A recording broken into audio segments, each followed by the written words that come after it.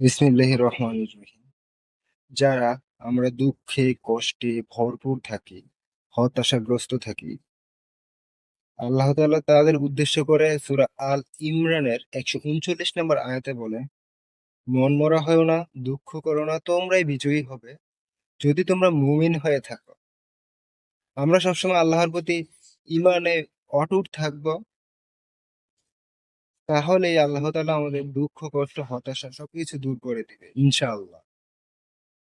আমরা কখনো আল্লাহর রহমত থেকে নিরাশ হব না। আল্লাহর রহমত থেকে আমরা কখনোই নিরাশ হব না।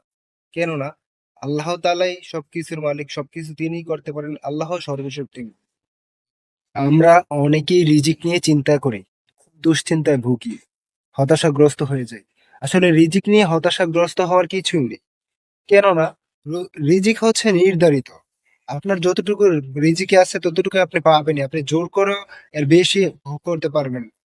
এ ব্যাপারে রাসূলুল্লাহ সাল্লাল্লাহু আলাইহি ওয়াসাল্লাম বলেছেন, আদম সন্তান মৃত্যু থেকে যেভাবে পালিয়ে বেড়ায়, রিজিক থেকেও যদি সেভাবে পালিয়ে বেড়াতো, তারপরেও তার কাছে রিজিক পৌঁছাতো।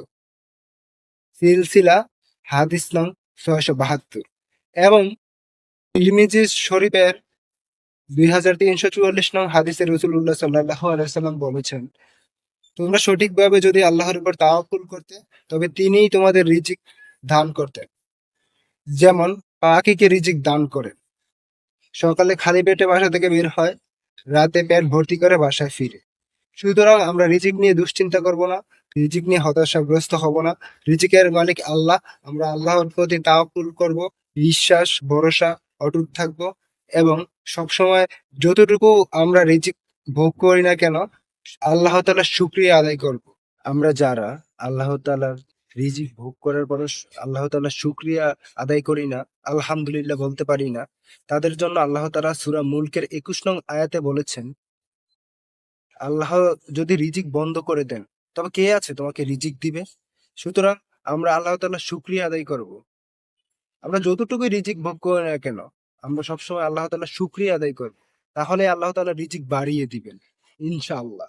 কুরআনুল কারীমে আল্লাহ তাআলা বলেন, হে মুমিনগণ, তোমরা রুকু করো, সেজদা করো এবং তোমাদের রবের ইবাদত করো এবং ভালো কাজ করো, মন্দ কাজ পরিহার করো, যাতে তোমরা সফলকাম হতে পারো।